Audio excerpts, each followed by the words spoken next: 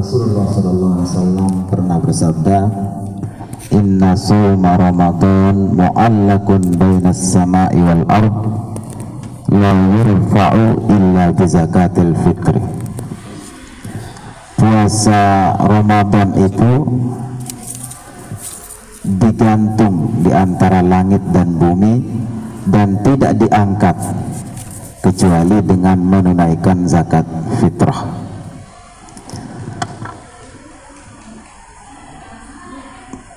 Dalam kitab I'anatul Talibin, makna hadis ini adalah kinayatun an tawakkufi thawabihi. Ketika seseorang melaksanakan ibadah puasa di bulan Ramadan secara full namun tidak menunaikan zakat fitrah, maka pahala puasa Ramadannya menjadi tidak sempurna. Perumpamaannya atau analogi yang dibuat oleh para ulama adalah seperti sujud sahwi pada sholat subuh ketika kita meninggalkan kunut, maka pahala sholat subuhnya menjadi tidak sempurna kalau tidak diganti dengan sujud sahwi. Kira-kira seperti itu analogi orang yang berpuasa tetapi tidak menunaikan zakat fitrah. Zakat fitrah adalah zakat badan, zakat yang terkait dengan penciptaan kita. Fitrah artinya khilqah.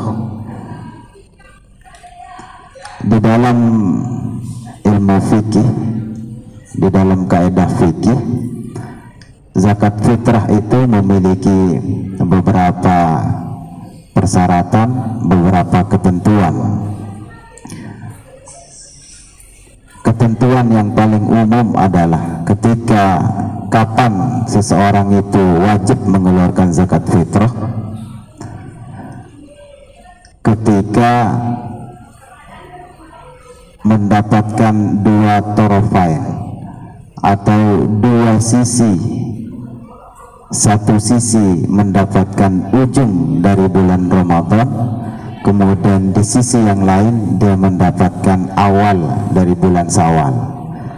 Jadi ketika kita melakukan ibadah puasa dari awal, kemudian mendapatkan bulan Syawal atau malam Lebaran atau azan maghrib dari malam Lebaran itu, kemudian meninggal misalnya, berarti dia mendapatkan ujung bulan Ramadan dan awal bulan Syawal. Sebagai pertanda awal bulan Syawal adalah dengan masuknya dengan dikumandangkannya azan maghrib pada bulan Lebaran itu, maka kita mendapatkan awal bulan Lebaran atau bulan Syawal. Maka walaupun orang ini meninggal dunia, maka dia wajib dikeluarkan zakat fitrahnya karena dia mendapatkan dua torofain tadi itu, dua sisi dari bulan Ramadan dan bulan Syawal. Oleh karena itu para ulama fikih membahas, seandainya ada orang yang lahir 5 menit sebelum dikumandangkannya azan maghrib pada tanggal 1 bulan Syawal itu, kemudian mendapatkan hidup 5 menit setelah azan maghrib pada malam Lebaran, itu juga kena fitrah, karena fitrah artinya khilqah, kena wajib zakat fitrah. Tetapi kalau ada anak yang lahir di malam bulan Lebaran pas azan maghrib, maka dia tidak wajib dikeluarkan zakat fitrahnya karena penghujung bulan Ramadan dia tidak mendapatkan penghujung bulan Ramadan.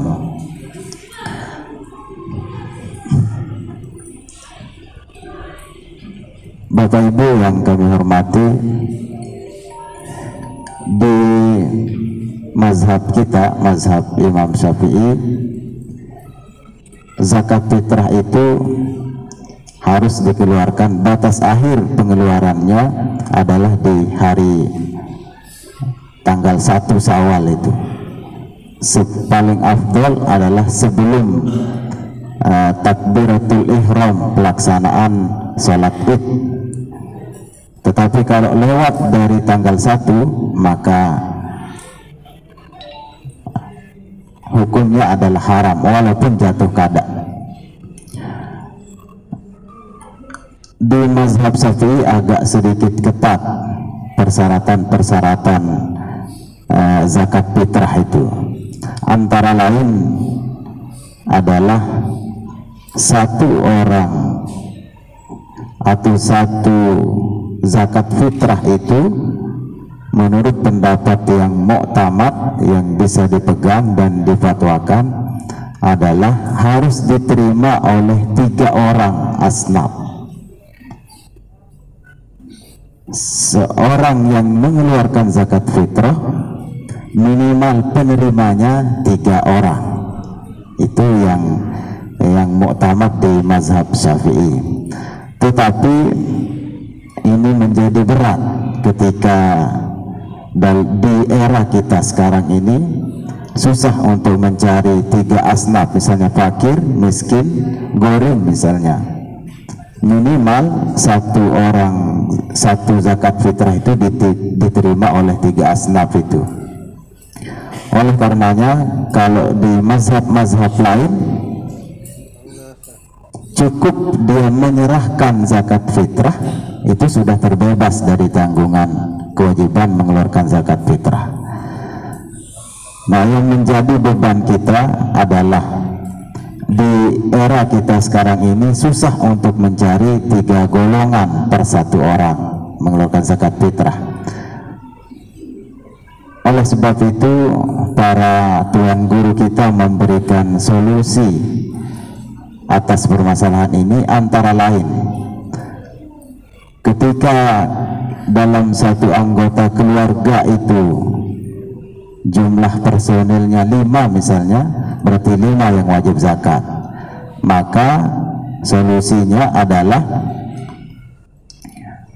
memisahkan 5 zakat fitrah, masing-masing 5 orang ini zakat fitrahnya 2,5 kilo, 2,5 kilo. Nah, setelah dipisahkan dan ditentukan bahwa ini zakat fitrahnya ini zakat fitrahnya ini, ibu, bapak dan anak 3, kemudian dicampur kembali yang 5 catu niki, dicampur kembali. Setelah dicampur berarti zakat 5 orang itu bercampur menjadi 1, baru kemudian dipisahkan satu catu. Nah, ketika saya misalnya menyerahkan zakat fitrah kepada seseorang, berarti zakat fitrah saya ada, zakat fitrah istri saya ada, anak saya ada, diterima oleh 1 orang itu. Kemudian zakat istri misalnya diserahkan kepada orang lain, berarti zakat 5 orang diterima oleh 1 orang. Nah, begitu solusi yang kami temukan, yang diberikan oleh para tuan guru kita yang ada di Traya yang saya tahu. Nah, kemudian tetapi kalau kita membuka kitab Bajuri misalnya, Al-Bajuri ala Ibni Qasim, di situ ada ungkapan ulama yang mengatakan, "Lau kana Syafi'iyyu hayyan la afta bidzalik." Menyikapi kesulitan menyerahkan zakat fitrah per orang wajib diterima oleh 3 asnaf ini, sehingga ulama Syafi'iyah memberikan komentar bahwa andaikan Imam Syafi'i hari ini masih hidup dan mengetahui kondisi saat ini, la afta bidzalik, niscaya beliau akan memfatwakan bolehnya menyerahkan 1 zakat fitrah diterima oleh 1 asnaf.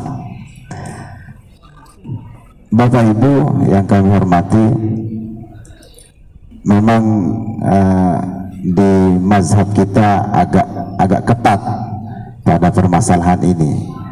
Sama dengan zakat-zakat yang lain. Zakat fitrah juga tidak boleh keluar dari mukim kita. Jadi kita tidak boleh menyerahkan zakat fitrah keluar daerah selama orang yang berhak menerima di wilayah kita itu masih ada. Jadi tidak boleh nakluz zakah, istilahnya memindahkan zakat fitrah ke wilayah orang, dengan catatan di wilayah kita itu masih ada orang-orang yang berhak menerima. Pengertian tidak boleh di situ adalah tidak sahnya, sama dengan mengeluarkan orang zakat fitrah. Misalnya anak kita di Malaysia, tetapi anak kita ini sudah dewasa, sudah balik, kemudian tanpa seizin dia kita mengeluarkan zakat fitrahnya di sini di Lombok, maka itu tidak terhitung layan akidu, tidak bisa terhitung.